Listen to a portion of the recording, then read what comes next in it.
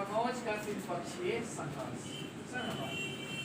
तो ये क्या हो रहा है कि आप लोग जान रहे हैं कि हर्षवर्धन हम लोग पढ़े हैं, हर्षवर्धन मतलब वर्धन सम्राट नहीं, तो वर्धन साम्राज्य जब अंत हो जाती है आपको, तो कनौज पर अधिकार करने के लिए बात ना तीन वो देखो, जब कोई साम्राज्य का अंत होती है तो क्या होता है, छोटे छोटे साम्राज्य उत्पन्न होते हैं, तो वो ऐसी स्थिति वो फिर वो भारत में होती है और हमेशा ऐसी स्थिति बनी रह रही है। कोई बड़े बड़े क्या हो रहा है, लोग राज आ रहा है, वो राज कर रहा है, उस पर विघटन हो रहा है, तो फिर छोटे छोटे राजाओं क्या हो रहा है, बढ़ जा रहे हैं, मतलब उदय हो रहा है, उसी में से फिर क्या हो रहा है, एक बड़ा राज्य बन रहा है, समझ ना बात। तो वैसे ही वो देखते हैं हम लोग कि जैसे ही वो क्या होता है कि हर्षवर्धन का काल वो खत्म होता है, मतलब वर्धन वंश की जब समाप्ति होती है, तो फिर क्या होता है वो यहाँ की जो मतलब जो साम्राज्य होता है ये छोटे छोटे राजाओं में बढ़ के रह जाता है। तो फिर क्या होता है अब उसके बाद कि फिर एक संघर्ष शुरू होता है ना, किसके लिए संघर्ष किसके लिए होता है, जो बढ़िया रहे उसके लिए। तो आप लोग जानते हो क्या कि कनौज जो था, हम लोग देखते हैं कनौज जो था वो, ये कनौज क्या था, ये आर्थिक रूप से बहुत समृद्ध था। ये कनौज जो था आर्थिक रूप से बड़ी समृद्ध था। इसी के लिए क्या होता है कि तीन वंशों में एक युद्ध होती है, इसी को हम लोग क्या कहते हैं, वो त्रिपक्षीय युद्ध कहते हैं, समझ बात। ठीक है, तो सबसे पहले हम लोग देखते हैं पाल वंश, क्या कहते हैं वो पाल वंश, उसके बाद हम लोग समझेंगे ना, देखना बात। ये पाल वंश क्या होता है, वो पाल वंश के पूछेगा कि स्थापना किसने किया था, तो गोपाल ने किया था। किसने स्थापना किया था, गोपाल ने। और ये पाल वंश जो है ना वो बंगाल पर शासन कर रहा था। तो वो आप पूछोगे तो राजधानी मुंगेर कहाँ से हुआ इसका, तो पहले बिहार बंगाल एक ही था, बिहार बंगाल उड़ीसा ये सब क्षेत्र क्या था, एक ही क्षेत्र था। तो ये लोग बंगाल में राज कर रहा था और राजधानी कहाँ थी, मुंगेर में, समझ ना बात। तो अब देखिए यहाँ से एक इम्पोर्टेंट क्वेश्चन और आता है, देखिए आप लोग लग रहा है बहुत कम है, नहीं ये एकदम इम्पोर्टेंट फैक्ट्स है। यहाँ से क्वेश्चन क्या होता है वो रिलेट करता है आपको। तो देखो बहुत ज्यादा भी पढ़ोगे ना तो बहुत ज्यादा कंफ्यूजन भी रहेगा, नहीं इतना समझ लो, उसके बाद क्या करना, किताब पढ़ लेना, किताब पढ़ेगा सब ना, तो और जो छूटा फटका होगा वो आपको कंप्लीट हो जाएंगे, ठीक ना। पहले इंपॉर्टेंट देख लीजिए आप लोग। तो देख रहे हो क्या कि ये क्या है, वो पाल वंश है, नहीं स्थापना किसने किया था, गोपाल ने किया था। किसने स्थापना किया था, नाम है गोपाल। और धर्म पूछेगा कि लोग बौद्ध धर्म के मतलबी थे, पूछेगा कि पाल वंश किस धर्म के मतलबी थे, तो बौद्ध धर्म के मतलबी थे, ठीक ना। अब देखिए राजधानी कहाँ बने थे लोग, मुंगेर में बने थे, समझ ना बात। अब क्या होता है कि जो गोपाल होते हैं बाबू, इनको बाबू क्या होता है कि देखिए आज की तरह लोग नहीं थे, पहले के राजा आज की तरह नहीं था, चलो शिक्षा जाए, शिक्षा कहीं जाए कोई मतलब नहीं है, मिड डे भोजन तो बटा रहा है ना, ये सब मतलब नहीं था पहले के राजाओं। पहले के राजाओं का मतलब था वो क्या कि शिक्षा बढ़िया हो, हमारे जब साम्राज्य के लोग शिक्षित होंगे तो हमारी साम्राज्य क्या होगा, वो विकसित होगा ना, सोच ये थी लोगों के पास।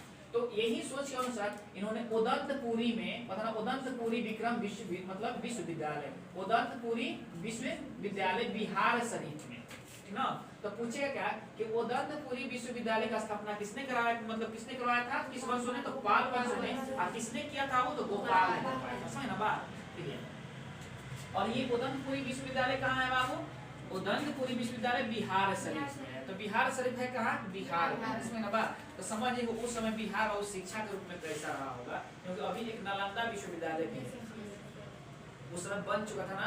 नालंदा विश्वविद्यालय का स्थापना किसने किया था, कुमार गुप्त ने। किसने किया था बाबू, कुमार गुप्त ने। तो समझिए कुमार गुप्त बाबू क्या है, मतलब गुप्त वंश से बहुत पहले का वंश है, मतलब बहुत पहले और एक ऐसी यूनिवर्सिटी थी, पता ना जो मतलब बिहार का नहीं, आप देखिए उठाकर पूरा भारत की प्रथम यूनिवर्सिटी थी। भारत की प्रथम विश्वविद्यालय कौन है, नालंदा विश्वविद्यालय ना। और विश्व यूनिवर्सिटी मतलब लोग भारत से नहीं, आप देखिए वो विदेशों से लोग पढ़ने के लिए आते थे, पता ना, और वो था कहाँ, बिहार में, समझ ना बात आप लोग। देखिए तो ये इसके मतलब क्या था, वो गोपाल भी शिक्षा का वो मतलब अर्थ को समझता था, वो जानता था कि नहीं भाई शिक्षित होंगे लोग तो हमारे राज्य क्या होगा, विकास होगा, पता ना।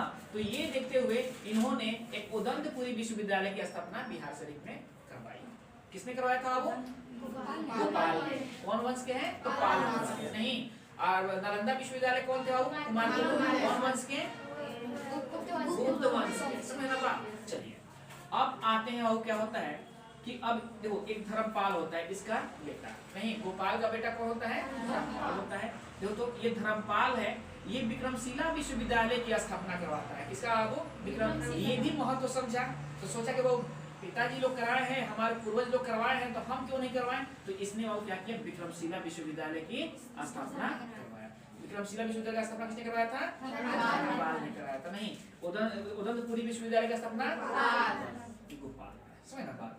अब वो क्या होता है, और नालंदा विश्वविद्यालय जो था, नालंदा विश्वविद्यालय था, इसका ये पुनरुत्थान करवाया, मतलब वो फिर से उसको अनुदान दिया मतलब बढ़िया से उसका वो संचालन हो सके, मतलब शिक्षा दीक्षा बढ़िया से, शिक्षा दीक्षा जो कार्य है बढ़िया से हो सके। तो इसके लिए क्या किया कि नालंदा विश्वविद्यालय को प्रोत्साहन कराया। अब वो प्रोत्साहन कराने से नहीं होगा भाई, वहाँ जब टीचर रहेंगे तो कुछ खाने पीने का होना चाहिए ना, वहाँ उन लोगों को चाहिए ना जी, स्टूडेंट ना रहेंगे वहाँ। तो इसलिए इन्होंने 200 गाँव दान दिया था। 200 गाँव क्या किया था, वो दान दिया था। तो याद रखिए कि नालंदा विश्वविद्यालय के लिए 200 गाँव का दान किसने दिया था? तो क्या बताइए आप लोग? धर्मपाल। किसने दिया था वो? धर्मपाल ने। कोई दिक्कत? ठीक है आप लोग, चलिए। त्रिपक्षीय युद्ध, नहीं, त्रिपक्षीय युद्ध में भाग किसने लिया था? तो धर्मपाल ने भाग लिया था। किसने भाग लिया था? और विजयी हुआ। और क्या हुआ वो यहाँ?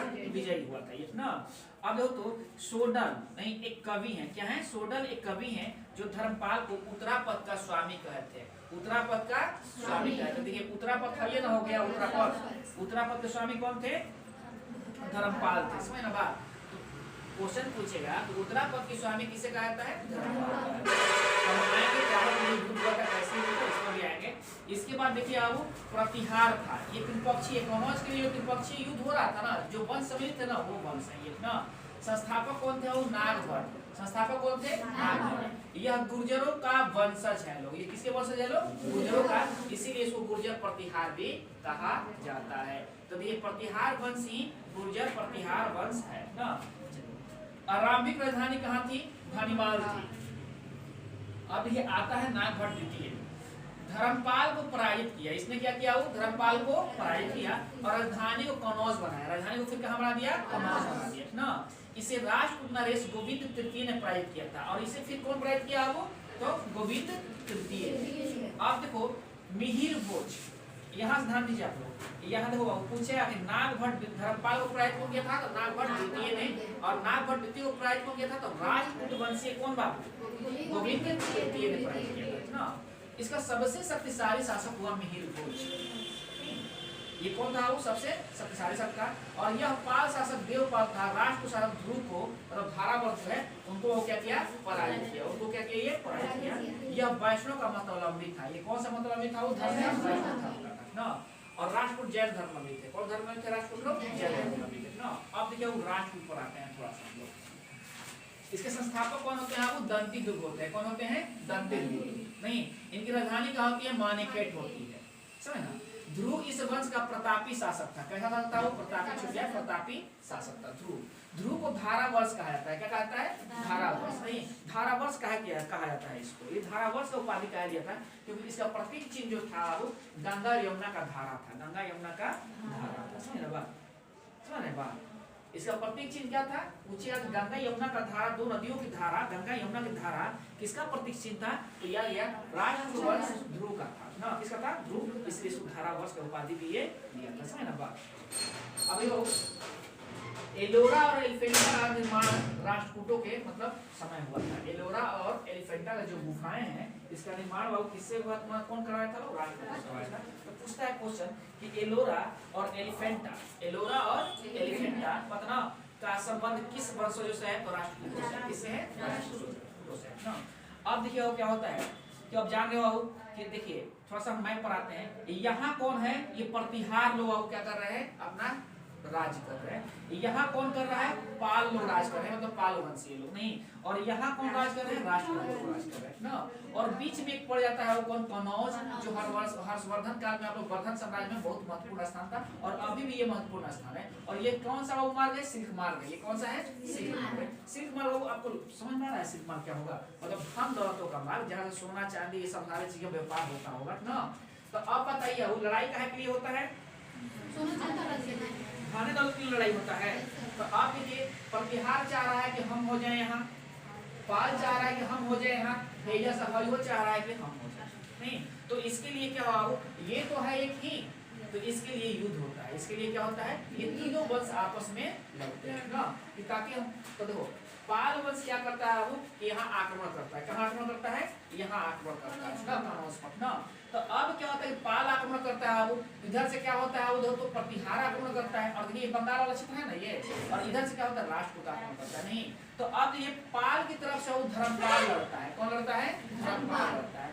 उसके बाद कौन लड़ता है, वो वत्सराज, यहाँ प्रतिहार के साथ कौन लड़ता है, वत्सराज लड़ता है ना। याद यार कि त्रिपक्षीय जो कनौज का युद्ध हुआ था उसमें पाल वंश से कौन लड़ा था, धर्मपाल, और प्रतिहार से वत्सराज नहीं, और राष्ट्रकूट से वो कौन लड़ रहा है ना। ये तीनों आपस में लड़ रहे हैं। धीरे से अब देखो क्या होता है कि इस पर अधिकार फिर किसका हो जाता है, वो मतलब धर्मपाल का हो जाता है। फिर बाद में इन लोग राजा आते हैं, फिर धर्मपाल को वो क्या करते हैं, हराते हैं। तभी आप देखे होंगे क्या कि इनका राजधानी का है भानीवाल है, और फिर वो नागभट्ट द्वितीय आकर धर्मपाल को क्या करता है। अभी जो त्रिपक्षीय हुआ है उसमें कौन विजय हुआ है, धर्मपाल विजय हो गया है। कौन विजय हुआ है, धर्मपाल। फिर बाबू क्या होता है कि नागभट्ट द्वितीय आते हैं और वो क्या करते हैं, धर्मपाल को नहीं। अब क्या होता है, फिर बाबू क्या होता है कि हम मिहिर हो जाएंगे और बाबू ध्रुव को पराजित करेंगे। किसको पराजित करेंगे, ध्रुव कौन होता है, राष्ट्रकूट वंश का होता है ना। तो आपको यहाँ इंपॉर्टेंट चीज क्या ध्यान रखना है, देखिए पहला तो ये ध्यान रखना है कि इस वंश का स्थापना किसने किया ना। तो देखिए इस वंश पाल वंश का स्थापना गोपाल ने किया था। चलिए प्रतिहार वंश का स्थापना नागभट्ट प्रथम ने किया था, नागभट्ट या नागभट्ट प्रथम ने किया था, और राष्ट्रकूट का स्थापना ये तो बहुत क्लियर हो गया ना। अब देखिए ये लोग थे बौद्ध धर्म का, ये लोग थे बौद्ध धर्म का, और इसमें देख रहे ना ऐसा कोई मतलब वैष्णव धर्म आ रहे हैं इसमें नहीं। तो ये लोग क्या थे, वैष्णव मतावलंबी थे ना, और ये धर्म ये थे जैन धर्म, ये लोग जैन मतावलंबी थे ना। आप देखिए एक बात, एलोरा में कैलाश नाथ मंदिर जो था वो क्या था, वो इन्हीं लोग का निर्माण कराया हुआ है, मतलब ये राष्ट्रकूट वंशों का निर्माण कराया हुआ है ना। देखिए अब ये तो अब क्या है, तो इससे लगता है कि कुछ लोग शैव मतावलंबी भी थे, कुछ शैव मतावलंबी भी थे ये लोग ना। अब ये दूसरी बात क्या याद है कि इनकी राजधानी कहाँ थी, मानेखेड़ थी। इनकी राजधानी क्या थी, मुंगेर नहीं, और बौद्ध हो तो इनकी राजधानी क्या थी, मणि। बाद में क्या हुआ है, कनौज हो गया। बाद में क्या हुआ है, कनौज हुआ है। लड़ाई कहाँ के लिए हुआ था, कनौज की लड़ाई। किसकी लड़ाई हुआ था, सिल्क रूट कौन है, कनौज। ये चीज आप लोग ध्यान रख रहे हैं ना। और फिर यहाँ से एक चीज और इम्पोर्टेंट है, त्रिपक्षीय युद्ध में पतना राष्ट्रकूटों की तरफ से किसने भाग लिया, तो राष्ट्रकूटों की तरफ से वो ध्रुव ने भाग लिया नहीं, पाल की तरफ से किसने भाग लिया, तो धर्मपाल ने लिया, और बाबू प्रतिहार की तरफ से किसने, वत्सराज ने लिया। किसने लिया, समझ ना बात। इतने चीज आप ध्यान रखना। कभी पूछता है त्रिपक्षीय जो युद्ध हुआ था कनौज का उसमें किसने भाग लिया था, तो तीन गो ये 4 गो ऑप्शन में रहेंगे लोग ना। तो आपको ध्यान रखना है कि वो कौन है, पाल, प्रतिहार, राष्ट्रकूट नहीं, और उनकी ओर से किसने भाग लिया था, तो पाल की तरफ से धर्मपाल, राष्ट्रकूट और प्रतिहार वत्सराज। इतना याद है ना आप लोग को पढ़ना। और लिखिएगा, इससे ज्यादा क्वेश्चन पूछेगा नहीं, थोड़ा सा पढ़ लीजिए, और जो छूटा पेपर होगा ना किताब वो तो पढ़िएगा ना जी, ये किताब एकदम छोड़ दीजिए, मतलब इस पर डिपेंड है। बस हो गया, ये रामबाण है नहीं, ये तो है ही रामबाण, लेकिन बाबू लक्ष्मण बाण को भी देखना पड़ता है ना बाबू। अगर पूछ दिया वहां से तो फिर लड़का लड़का वो सब तो इसीलिए बाबू पता ना किताब पढ़ना बेहद जरूरी है। इस पर भी आपको क्या है, ये मेन जो हम लोग लिखवाते हैं ये मेन टॉपिक होता है ना, मेन चीज क्या था वो लिखवा दिया गया। अब किताब आप पढ़िएगा वो थोड़ा सा और ग्रिप नॉलेज आपके पास बढ़ते चला जाएगा ना। समझ बात आप लोग। चलिए अभी हम लोग का समय है ना बाबू, चलिए हम लोग देखते हैं, निकाले तो लो सेट आप लोग।